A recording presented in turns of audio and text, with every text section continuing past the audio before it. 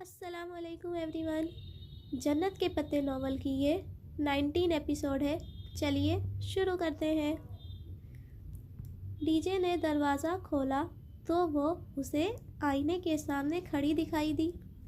وہ دروازہ بند کر کے آگے آئی اور حیا کے سامنے کھڑے ہو کر پوری فرصت سے اور بہت مشکوک نگاہوں سے اسے دیکھا.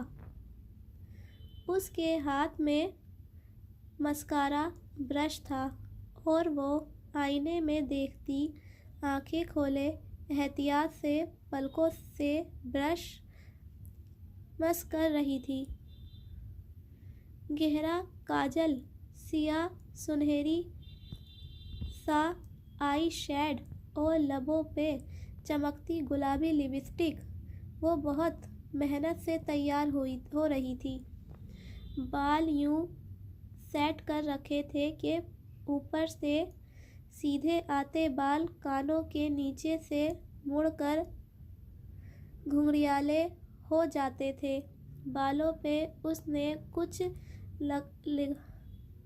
لگا رکھا تھا کہ وہ گیلے گیلے سے لگتے تھے اور جو فراک اس نے پہن رکھا تھا اس کی پیٹی قدیم طرز کے سنہری سکوں سی بھری تھی. آستین بہت چھوٹی تھی اور ان پہ بھی سنہری سکے لٹک رہے تھے. نیچے لمبے فراک کی کلیاں سیاہ تھیں. ٹخنوں سے ذرا سا جھلکتا پاجامہ بھی سیاہ تھا. کدھر کی تیاریاں ہیں؟ ڈی جے نے اسے سر سے پاؤں تک دیکھا. ڈنر کی. اس نے لپ گلوس کے چند قطرے لبوں پہ لگائے اور آئینے میں دیکھتے ہوئے ہونٹ آپس میں مکس کر کے کھولے. کس کے ساتھ؟ جیہان کے ساتھ. بے ساختہ لبوں سے پھسلا. لمحے بھر کو وہ چپ ہو گئی. پھر لاپرواہی سے شانے اچکائے. ویسے وہ شادی شدہ ہے. اچھا. وہ 2 گھنٹے سردی میں بالکنی میں کھڑا رہا ہے. چولہے کے تاروں میں ہاتھ ڈال کر اسے ٹھیک کرتا ہے. سارا کچن صاف کر کے جاتا ہے. پھر تمہیں ڈنر پہ بلاتا ہے اور تم اس ساری تیاری کے ساتھ جا رہی ہو. پھر سوچ لو وہ اب بھی شادی شدہ ہے. بکو مت. وہ ہنستے ہوئے کرسی پہ بیٹھی اور جھک کر اپنی سیاہ ہائی ہیلز پہننے لگی. نہ بتاؤ. میں بھی پتہ لگا کر رہوں گی. ڈی جے منہ پہ ہاتھ پھیرتی اپنی کرسی پہ بیٹھ گئی. حیا نے گنگناتے ہوئے میز پہ رکھا اپنا چھوٹا سنہری کلچ اٹھایا. وہی داور بھائی کی مہندی والا کلچ جو اس نے جہاز میں بھی اٹھا رکھا تھا. اسے وہ زیادہ استعمال نہیں کرتی تھی. اب بھی کھولا تو اندر ایک تہہ کیا ہوا وزٹنگ کارڈ اور اتصالات کا کالنگ کارڈ بھی رکھا تھا جو انہوں نے ابوظہبی میں خریدا تھا. اس نے موبائل، پیسے اور سبانچی کا آئی کارڈ اندر رکھا. کلچ چھوٹا تھا. حالے کا دیا گیا موٹا بھرا موبائل اس میں پورا نہیں آ رہا تھا تو اس نے موبائل ہاتھ میں پکڑ لیا. اچھا میں چلی کہہ کر ہینگر پہ لٹکا اپنا سفید نرم کوٹ ایک ہاتھ سے کھینچ کر اتارا اور باہر لپکی. باریک لمبی ہیل سے پتھریلی سڑک پر چلتے ہوئے اس نے کوٹ سیدھا کیا اور پہنا. پھر چلتے چلتے سامنے سے بٹن بند کیے. گوڈسل کا اسٹاپ ذرا دور تھا. اسے وہاں تک پیدل جانا تھا۔ وہ کوٹ کی جیبوں میں ہاتھ ڈالے سر جھکائے تیز تیز سڑک پر چلتی جا رہی تھی۔ شام کی ٹھنڈی ہوا سے اس کے گیلے گھنگریالے بال کمر پہ اڑ رہے تھے۔ جس لمحے وہ گورسل اسٹاپ کے قریب پہنچی، اسے گورسل دور سبانچی کے گیٹ سے باہر نکلتی دکھائی دی۔ ہالے نے کہا تھا، جس دن تمہاری گورسل چھوٹ گئی اس دن ہالے نور تمہیں بہت یاد آئے گی، اور اس پل بے بسی اور دکھ سے اس دور جاتی گورسل کو دیکھ کر اسے واقعی ہالے نور بہت یاد آ رہی تھی۔ اس نے جیب سے موبائل نکالا اور جیہان سکندر کو پیغام لکھا، میری گورسل چھوٹ گئی ہے، مجھے پک کر لو، میں اسٹاپ پہ کھڑی ہوں۔ وہ کتنی ہی دیر وہاں سڑک پہ ٹہلتی رہی مگر اس کا جواب نہیں آیا۔ شاید اس غریب کے پاس جواب دینے کا بھی کریڈٹ نہیں تھا۔ ہارن کی آواز پہ وہ اپنے ہال میں لوٹ آئی جہاں ایک سیاہ چمکتی اس کے عین سامنے کھڑی تھی۔ ڈرائیور نے بٹن دبا کر اپنی طرف کا شیشہ نیچے کیا اور ذرا سا چہرہ موڑ کر اسے مخاطب کیا، مادام سلیمان، ٹاکسم اسکوائر۔ جیہان سکندر۔ ترک لب و لہجے میں ڈرائیور نے چند الفاظ ادا کیے تو اس نے سر ہلا دیا اور دروازہ کھول کر پچھلی نشست پر بیٹھ گئی۔ وہ یقیناً جیہان کا ڈرائیور تھا، گو کہ اس نے مفلر چہرے کے گرد لپیٹ رکھا تھا اور سر پر ٹوپی بھی لے رکھی تھی۔ حیا بس اس کی ایک جھلک ہی دیکھ پائی تھی، پھر بھی اسے گمان گزرا کہ اس نے اس سیاہ کام حبشی کو کہیں دیکھ رکھا ہے۔ کہاں؟ یہ سوچنے کا وقت نہیں تھا۔ وہ مسکراتے ہوئے جیہان کو بہت شکریہ، میں پہنچ رہی ہوں لکھنے لگی۔ ذرا کی ذرا اس نے نگاہ اٹھا کر ویکیوم مرر میں ایک دو بار دیکھا بھی مگر ڈرائیور نے اسے کچھ یوں سیٹ کر رکھا تھا کہ وہ صرف اپنا چہرہ دیکھ سکتی تھی۔ ٹاکسم اسکوائر پہ تاریکی کے پنچھی نے ایک پر پھیلا رکھے تھے اور اسی مناسبت سے ہر سو بتیاں جگمگا رہی تھیں۔ پورا اسکوائر ان مصنوعی روشنیوں سے چمک رہا تھا۔ مجسمہ آزادی کے اطراف سے مخالف سمتوں میں سڑکیں نکل رہی تھیں۔ وہاں ہر سو ٹریفک کا رش تھا۔ مجسمہ آزادی کو چاروں اطراف سے گھاس کے ایک گول قطعی عارضی نے گھیرے رکھا تھا، جیسے کسی پھول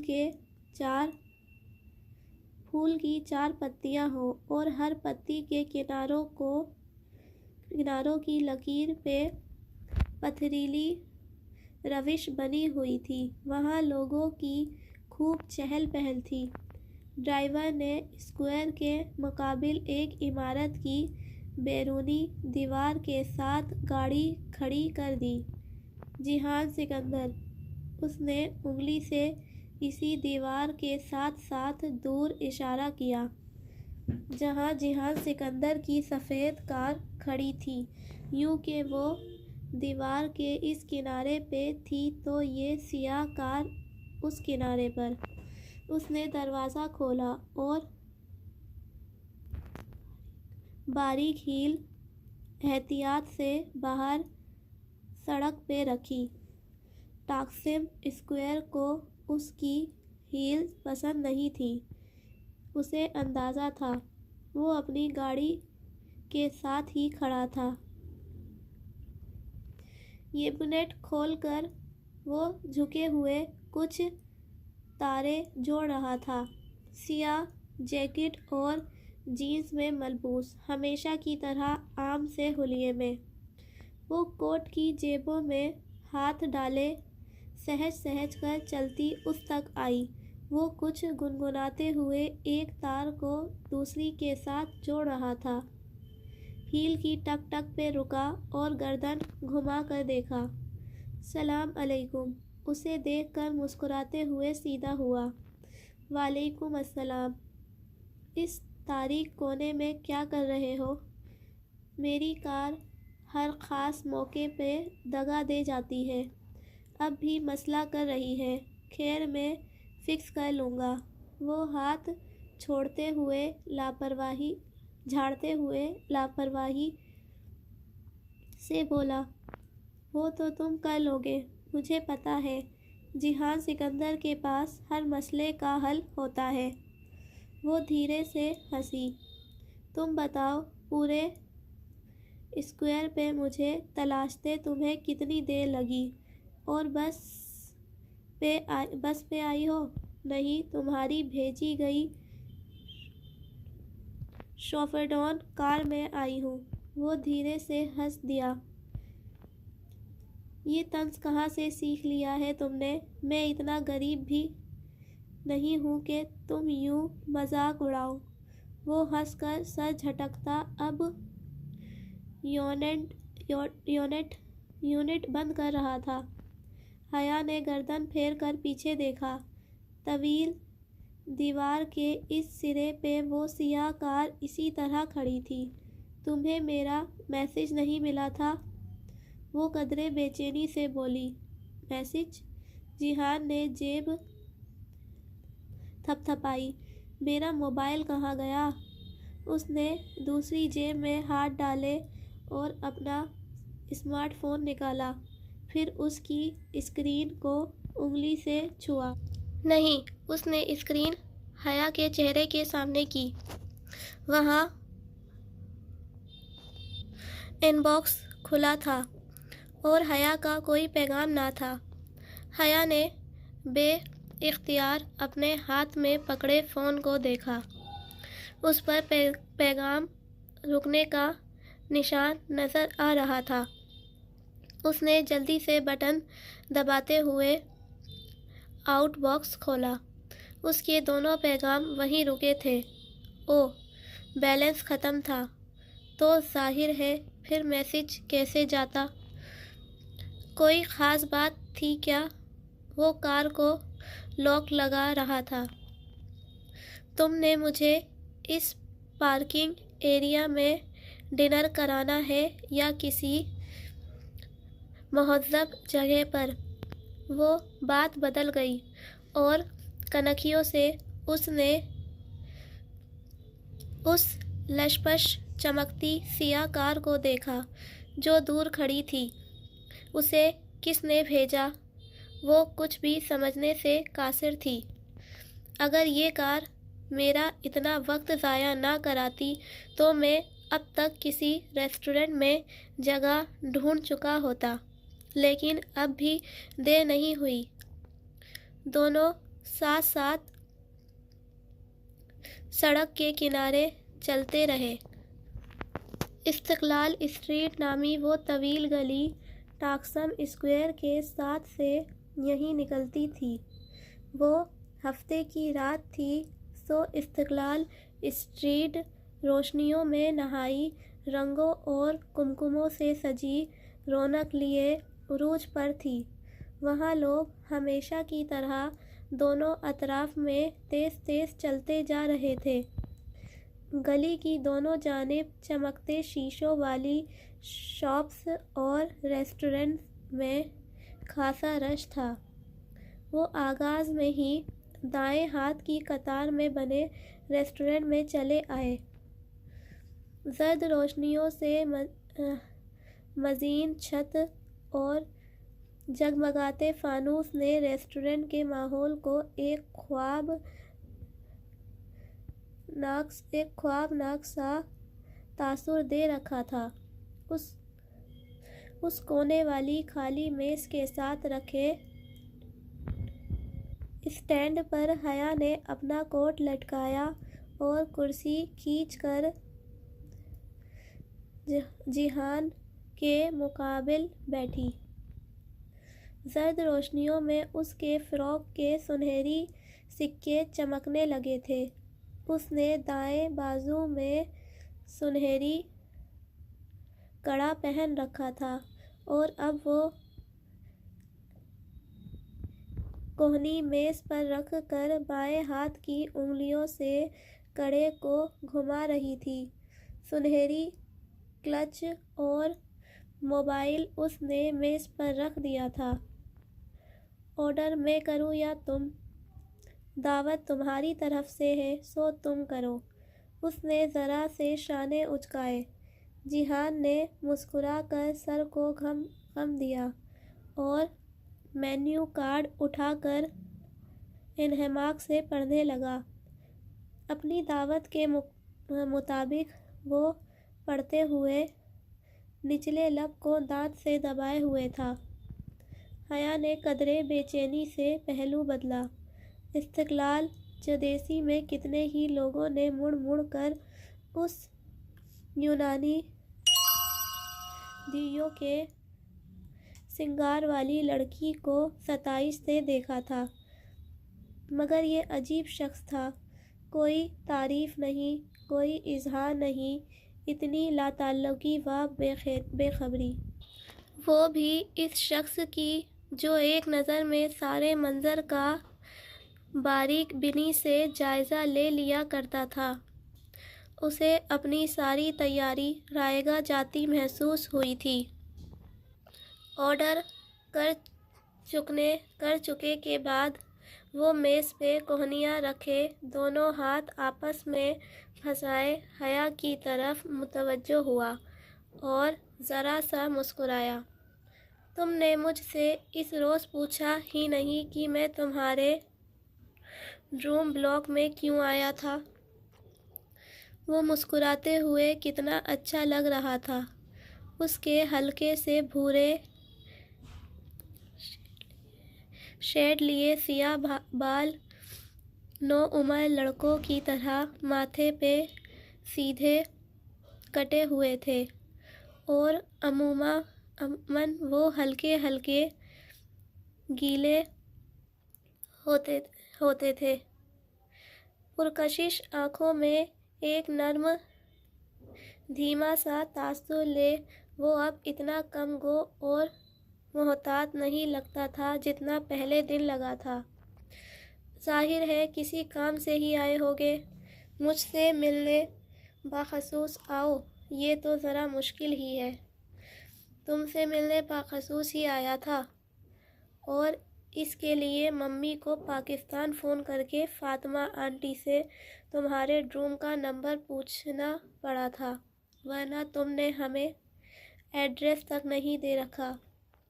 اور یہ بات تو اماں نے اسے کل ہی فون پہ بتا دی تھی، مگر لمحے بھر کو اس نے سوچا کہ ڈھونڈنے والے تو بنا پتے کے بھی ڈھونڈ لیتے ہیں، جیسے وہ سفید گلاب ہر جگہ اسے تلاش کر لیتے ہیں۔ تو پھر آپ کیوں آئے تھے مجھ سے ملنے؟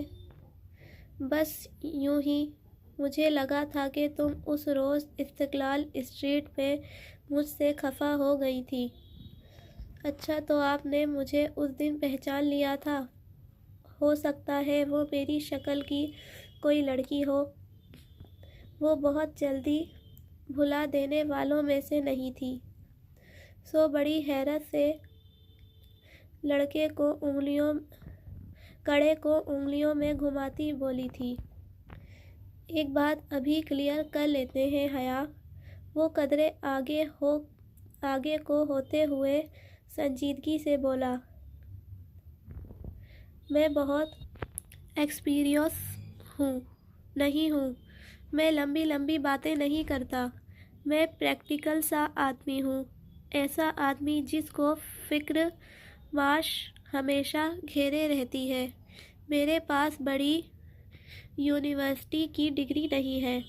میں ایک ریسٹورنٹ چلاتا ہوں جس کی ملکیت میری اپنی نہیں ہے. میں کئی سالوں سے اس ریسٹورنٹ کی قسطیں ادا کر رہا ہوں جو کہ پوری ہی نہیں ہو رہی.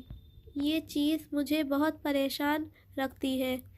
وہ گرد لڑکی جو اس دن میرے ساتھ تھی وہ میرے ریسٹورنٹ کی عمارت کی اونر ہے اور ہمارے درمیان اس وقت یہی مسئلہ زیر بحث تھا جب تم وہاں آئی. حیا، اس دن میں اتنا پریشان تھا کہ تم سوچ بھی نہیں سکتی، اور میری پراپرٹی ضبط کرنے کی بات کر رہی تھی، اور اگر میں اس کی رقم ادا نہ کر پایا تو وہ ایسا کر بھی گزرے گی. اسی پریشانی میں تمہارے ساتھ مس بیہیو کر گیا. I am sorry for that. مگر اپنی تمام پریشانیوں میں بھی مجھے اپنے سے جڑے رشتوں کا احساس ہے اور میں ان کی پرواہ کرتا ہوں. حیا نے سمجھ کر اثبات میں سر ہلا دیا. اب بھی خفا ہو اس بات پہ؟ وہ قدرے توقف سے بولا. نہیں، میں نے تمہیں تب ہی معاف کر دیا تھا جب تم نے کچن کے سارے برتن دھوئے تھے اور چولہا فکس کر دیا تھا. وہ بے اختیار ہنس پڑا. مگر وہ جنجر بریڈ ہاؤس مجھ پر ادھار ہے. اس سے پہلے کہ وہ کچھ کہتی، ویٹر اس کی طرف آیا تھا. میڈم سلیمان. حیا نے چہرہ اٹھا کر دیکھا اور لمحے بھر کو پتھر ہو گئی. ویٹر ایک سفید گلابوں کا بوکے میز پر رکھ رہا تھا. یہ آپ کے لیے. ساتھ ہی اس نے دودھیا تہہ کیا ہوا کاغذ حیا کی طرف بڑھایا. لیجیے مادام. حیا جو ساکت نگاہوں سے گلدستے کو دیکھ رہی تھی چونکی اور مضطرب سے انداز میں وہ کاغذ تھاما. اس کے قدموں سے جان نکل چکی تھی. مؤدب سا ویٹر واپس پلٹ گیا. اس نے کپکپاتی انگلیوں سے کاغذ کی تہہ کھولی. بے استر کاغذ کے عین وسط میں انگریزی میں 3 ستون لکھے تھے: میری کار میں سفر کر کے آنے کا شکریہ، لیکن اصولاً مجھ سے لفٹ لینے کے بعد آپ کو ڈنر بھی میرے ساتھ کرنا چاہیے تھا، نہ کہ اپنے کزن کے ساتھ. From your Valentine. جیہان گلاس ہونٹوں کے ساتھ لگائے گھونٹ گھونٹ پانی پیتا، پلکیں سکیڑے اس کے چہرے کے بدلتے رنگوں کو دیکھ رہا تھا. کون بھیجتا ہے تمہیں یہ سفید پھول؟ وہ خاصے سرد لہجے میں بولا تو حیا نے چونک کر سر اٹھایا. چند لمحے بیشتر کی گرم جوشی جیہان کی آنکھوں میں مفقود تھی. اس کے چہرے پر زمانوں کے اجنبیت اور رکھائی چھائی تھی. پتہ نہیں. اور اسے کیسے علم ہوا کہ ہم ریسٹورنٹ میں ہیں؟ اس کا لہجہ چبھتا ہوا تھا. وہ خالی نگاہوں سے اسے دیکھے گئی. کوئی جواب بن ہی نہیں پا رہا تھا. دکھاؤ. اس نے ہاتھ بڑھایا اور اب حیا کے پاس کوئی راستہ نہیں تھا. اس نے کمزور ہاتھوں سے وہ کاغذ جیہان کے ہاتھ پر رکھا. جیسے جیسے وہ تحریر پڑھتا گیا اس کی پیشانی پہ شکنیں ابھرتی گئیں، رگیں تن گئیں اور لب بھیج گئے. تم کس کی گاڑی میں ٹاکسم آئی ہو؟ اس نے نگاہ اٹھا کر حیا کو دیکھا اور وہ ایک نگاہ میں سمجھ گئی تھی کہ وہ ایک مشرقی مرد تھا، تایا فرقان ابا اور روحیل کی طرح کا مشرقی مرد۔ وہ میں سمجھی کہ تمہاری کار اور ڈرائیور ہے۔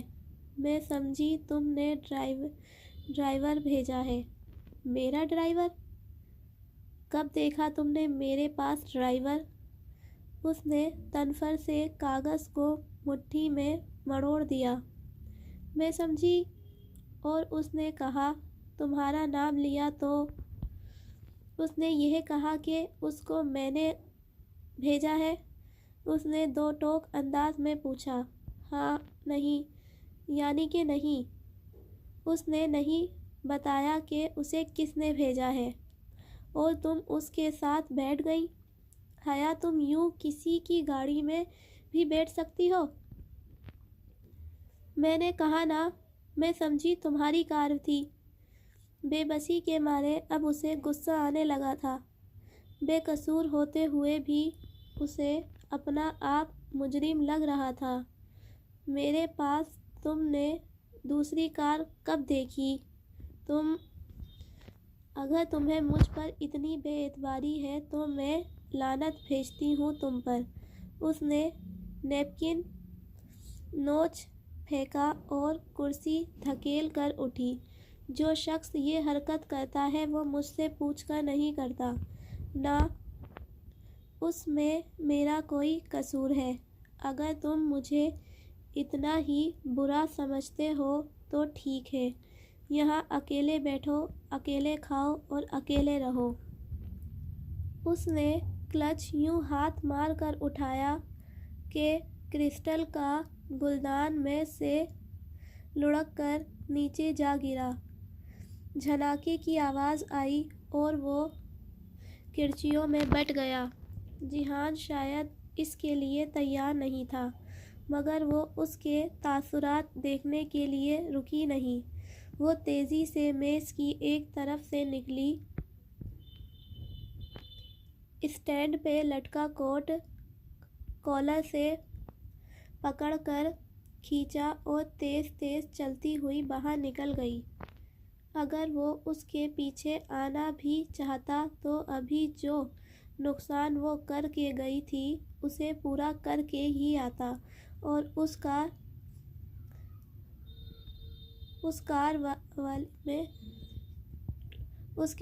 کے اس رویے میں اسے جتنے منٹ لگتے اتنی دیر میں وہ اس سے دور جا چکی ہوگی۔ استقلال اسٹریٹ میں لوگ اسی طرح چل رہے تھے۔ وہ اس رش کے درمیان ہی میں کہیں تھی۔ اس نے کوٹ نہیں پہنا، بازو پہ ڈال دیا اور دونوں بازو سینے پہ لپیٹے وہ تیز تیز قدم اٹھاتی چلتی جا رہی تھی۔ آنسو متواتر اس کی آنکھوں سے گر رہے تھے۔ وہ اس کے پیچھے نہیں آیا، اور اگر آیا بھی تو اس شور اور رش میں نہ اسے دیکھ پائی، نہ ہی اس کی آواز سن پائی، بس اسی طرح چلتی رہی۔ استقلال اسٹریٹ کا آخری کنارہ مڑ کر وہ ٹاکسم اسکوائر میں داخل ہوئی اور بالکل سیدھ میں چلتی ہوئی ٹاکسم پارک کی طرف بڑھ گئی۔ تاریک پارک کے ایک گوشے میں وہ سنگی بینچ ویران پڑا تھا۔ وہ گرنے کے سے انداز میں اس پہ بیٹھی اور چہرہ دونوں ہاتھوں میں چھپا کر پھوٹ پھوٹ کر رو دی۔ انا، خودداری، عزت نفس اور اپنی ذات کے وقار کے وہ سارے اسباق جو وہ ہمیشہ خود کو پڑھاتی اور یاد دلاتی رہی تھی، آج بہت ذلت کے ساتھ چکنا چور ہوئے تھے۔ وہ شخص کب اس کو یوں ذلیل نہیں کرتا تھا، یوں بے مول، بے وقت نہیں کرتا تھا۔ اسے ایک موقع بھی یاد نہ آیا۔ ہمیشہ، ہر دفعہ وہ یہی کرتا تھا، یا پھر ایسا ہو جاتا تھا۔ آخر کب تک یوں چلے گا؟ بہت گرا لیا اس نے خود کو، بہت جھکا لیا، بہت بے مول کر لیا۔ اب وہ مزید نہیں جھکے گی، اب اسے جھکنا پڑے گا، بس آج یہ طے ہو گیا۔ اس نے بے دردی سے آنکھیں رگڑتے ہوئے سوچا، پھر ارد گرد پھیلی رات کو دیکھا تو واپسی کا خیال آیا۔ اس نے گود میں رکھا سنہری کلچ کھولا تاکہ موبائل نکال سکے، مگر موبائل تو اس میں پورا ہی نہیں آتا تھا۔ وہ تو اس نے میز پر رکھا تھا اور وہ کوٹ اٹھائے باہر بھاگی۔ اپنا ترکی والا بھرا موبائل وہ ریسٹورنٹ میں چھوڑ آئی تھی۔ اسے ہر حالت میں موبائل واپس اٹھانا تھا، چاہے جہان سے سامنا ہو یا نہ ہو۔ چند منٹ بعد وہ ہانپتی ہوئی واپس استقلال اسٹریٹ میں اس ریسٹورنٹ کا دروازہ دھکیل کر اندر داخل ہوئی تو کونے والی میز خالی تھی۔ وہ دوڑ کر اس میز تک گئی اور ادھر ادھر چیزیں اٹھا کر موبائل تلاشا، مگر وہ کہیں نہیں تھا۔ کرسٹل کے ٹوٹے گلدان کی کرچیاں بھی اب فرش سے اٹھا لی گئی تھیں۔ Problem madam? وہ آواز پہ پلٹی تو وہی باوردی ویٹر، جس کی ناک پہ موٹا سا تل تھا، متفکر سا کھڑا تھا۔ وہ بوکے اسی نے لا کر دیا تھا۔ میرا موبائل تھا اس میز پہ، وہ پریشانی سے گھنگریالی لٹیں کانوں کے پیچھے اڑستے ہوئے بولی، اور میز پہ چیزیں پھر سے ادھر ادھر کرنے لگی۔ جی ہاں پڑا تھا، مگر جب آپ گلدان گرا کر گئیں تو آپ کے ساتھ جو صاحب تھے انہوں نے وہ موبائل رکھ لیا اور مجھے کہا تھا کہ اگر آپ آئیں تو میں بتا دوں کہ وہ فون انہی کے پاس ہے۔ ویٹر نے ٹوٹی پھوٹی انگریزی میں بتایا۔ اوہ اچھا۔ اس کے تنے ہوئے اعصاب ڈھیلے پڑ گئے۔ ملنے کا ایک اور بہانہ۔ وہ چلا گیا۔ جی۔ وہ بل پے کر کے فوراً آپ کے پیچھے باہر دوڑے تھے۔ آپ کو نہیں ملے؟ نہیں، شکریہ۔ وہ پھولوں کے متعلق کچھ پوچھنے کا ارادہ ترک کر کے باہر نکل آئی۔ استقلال اسٹریٹ پہ قدم رکھتے ہوئے اس نے کوٹ پہن لیا۔ اب اسے کافی دیر تک ٹاکسم اسکوائر پہ گورسل کے انتظار میں بیٹھنا تھا۔ ڈی جے خاموشی سے موبائل کے بٹن دباتی نمبر ملا رہی تھی۔ بٹنوں کی ٹو ٹو نے روم کی خاموشی میں ذرا سا ارتعاش پیدا کیا تھا۔ کال کا سبز بٹن دبانے سے پہلے اس نے نظر اٹھا کر اپنے مقابل بیٹھی حیا کو دیکھا، جو پوری سنجیدگی سے اس کی طرف متوجہ تھی۔ مگر حیا، میں اسے کہوں گی کیا؟ یہی کہ حیا کو اپنا موبائل چاہیے اور وہ اسے واپس کر دے۔ مگر وہ واپس کیسے کرے گا؟ یہ اس کا مسئلہ ہے۔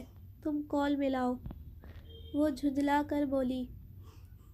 ڈی جے نے سر ہلا کر سبز بٹن دبایا، اسپیکر آن کر دیا اور فون اپنے لبوں کے قریب لے آئی۔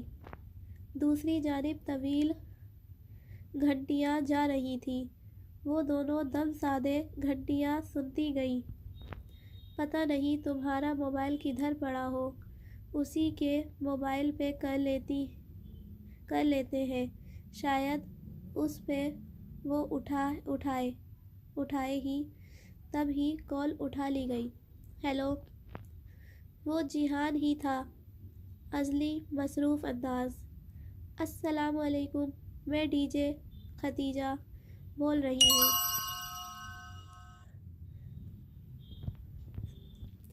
دس از جیہان ختیجہ، ایسا ہے کہ یہ فون میرے پاس ہے۔ حیا ریسٹورنٹ میں بھول گئی تھی، وہ مصروف سا لگ رہا تھا۔ پیچھے بہت سے لوگوں کی بولنے کی آوازیں آ رہی تھیں، شاید وہ ریسٹورنٹ میں تھا۔ مجھے پتا ہے، اسی لیے تو کال کی ہے۔ اوکے، وہ گہری سانس لے کر بولا۔ حیا کدھر ہے؟ وہ مصروف تھی تو میں نے سوچا میں آپ سے بات کر لوں۔ بات کرتے ہوئے ڈی جے نے ایک نظر حیا پہ ڈالی، جو دم سادھے کرسی کے کنارے پہ آگے ہو کر بیٹھی اسے دیکھ رہی تھی۔ جی کہیے۔ بات یہ تھی کہ میں اور حیا کل پرنس آئلینڈ شہزادوں کے جزیرے جانے کا سوچ رہے تھے۔ انفیکٹ ہم پرنسس آئلینڈ کے سب سے بڑے جزیرے بیمک ادا جائیں گے۔ حیا نے ناسمجھی سے الجھ کر اسے دیکھا، پھر نفی میں سر ہلا کر روکا، مگر وہ مزے سے کہے جا رہی تھی۔ اوکے، تو آپ کو فون چاہیے؟ نہیں، فون آپ اپنے پاس رکھیں، عیش کریں، ہمیں بس کمپنی چاہیے۔ ڈی جے ذلیل، وہ بنا آواز کے لب ہلا کر چلائی اور ڈی جے کی کوہنی مروڑی، مگر ڈی جے ہاتھ چھڑا کر اٹھی اور دروازے کے قریب جا کر کھڑی ہوئی۔ کل تو میں ذرا مصروف ہوں، آپ کے ساتھ نہیں چل سکوں گا۔ تو پرسوں صبح چلیں؟ نہیں، وہ ہاتھ سے اشارے کرتی اسے پاس رکھنے کی کوشش کر رہی تھی۔ پرسوں تو مجھے شہر سے باہر جانا ہے، وہ کہہ رہا تھا۔ پھر جمعے کو میری ایک اہم میٹنگ ہے، اور بیمک ادا میں تو پورا دن لگ جاتا ہے۔ پھر تو آپ ہفتے کو بھی مصروف ہوں گے، ڈی جے نے مایوسی سے کہا، تو دوسری جانب چند لمحے کی خاموشی چھا گئی۔ اس ویکینڈ ہفتے کو میں واقعی فری ہوں۔ ٹھیک ہے، ہفتے کو میں آپ لوگوں کے ساتھ چل سکتا ہوں۔ وہ جیسے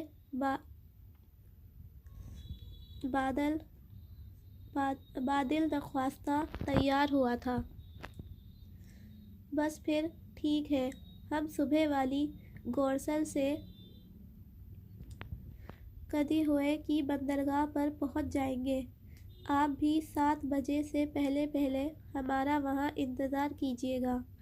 وہاں سے ہم پھر اکٹھے فیری میں سوار ہوں گے۔ ٹھیک میڈم۔ اور ہاں، تب تک آپ ہمارا فون استعمال کر سکتے ہیں۔ میں آپ کا احسان تعامر یاد رکھوں گا، وہ ذرا سا ہنس کر بولا۔ وہ فون بند کر کے واپس آئی تو حیا خاموشی سے اسے گھور رہی تھی۔ ڈی جے واپس کرسی پر بیٹھی اور بڑے لاپرواہ انداز میں میز سے میگزین اٹھا کر صفحے پلٹنے لگی۔ کیا ضروری تھی اسے ساتھ چلنے کا کہنے کی؟ ہم اکیلے بھی تو جا سکتے تھے، کیونکہ مجھے اس کے شادی شدہ ہونے میں بھی ابھی تک شک ہے۔ وہ اب ایک صفحے پہ رک کر بغور کوئی تصویر دیکھ رہی تھی۔ ویسے اس کی بیوی کہاں ہوتی ہے؟ یہیں استنبول میں۔ وہ بددلی سے پیچھے ہو کر بیٹھ گئی۔ اس کی کیا اپنی بیوی سے کوئی لڑائی ہے؟ کبھی ذکر نہیں کرتا اس کا؟ شاید۔ میں نے اس موضوع پہ کبھی بات نہیں کی۔ ویسے بھی جیہان کا نکاح بچپن میں ہی ہو گیا تھا۔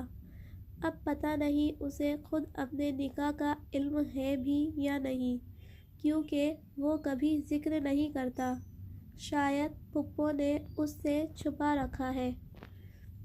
بچوں والی باتیں کرتی ہو تم بھی، ڈی جے نے خفگی سے چہرہ اٹھا کر اسے دیکھا۔ آج کے دور میں کہاں ممکن ہے کہ کسی کا نکاح ہوا ہو اور اسے علم نہ ہو، یقیناً اسے پتہ ہوگا، مگر یہاں سوال یہ ہے کہ نکاح اس کا جس سے بھی ہو، مگر تم اس کی اتنی کیئر کیوں کرتی ہو؟ ڈی جے پھر مسکراہٹ دبائے رسالے کی طرف متوجہ ہو گئی، کیونکہ اس کا نکاح مجھ سے ہوا تھا۔ وہ آہستہ سے بولی تو ڈی جے نے ایک جھٹکے سے سر اٹھایا۔ یعنی اوہ گاڈ، تمہارا اس سے نکاح ہوا تھا تو وہ تمہارا کیا لگا؟ سوتیلا ماموں لگا، وہ بگڑ کر بولی اور اپنے بینک کی طرف بڑھ گئی۔ اوہ مائی گاڈ، تم نے مجھے اتنی بڑی بات نہیں بتائی۔ ڈی جے ابھی تک بے یقین تھی۔ اب بتا تو دی ہے نا، اب جاؤ، کلاس کا ٹائم ہونے والا ہے اور میں آج کیمپس نہیں جاؤں گی۔ وہ اوپر اپنے بستر میں پھر سے لیٹ گئی اور کمبل منہ میں ڈال لیا۔ بہت ذلیل ہو تم حیا۔ اوہ گاڈ، وہ تمہارا ہسبینڈ ہے؟ ڈی جے ابھی ٹھیک سے حیران بھی نہ ہو پائی تھی کہ گھڑی پہ نگاہ پڑی۔ ارے 8 بج گئے۔ وہ میگزین پھینک کر اٹھی اور کھڑکی کے سامنے جا کر کھڑی ہوئی، پھر سلائڈ کھول کر چہرہ باہر نکالے، لبوں کے گرد دونوں ہاتھوں کا پیالہ بنائے بے ہوش بلند چلائی، گڈ مارننگ ڈی جے۔ نی نے دور نیچے سے کسی لڑکے نے جوابی ہانک لگائی تھی۔ ذلیل، وہ جل کر اور زور سے چلائی۔ چپ کرو، مجھے سونے دو۔ حیا نے تکیہ پھینک کر اسے دے مارا، مگر وہ اسی کھڑکی کے پاس کھڑی صدائیں لگاتی رہی۔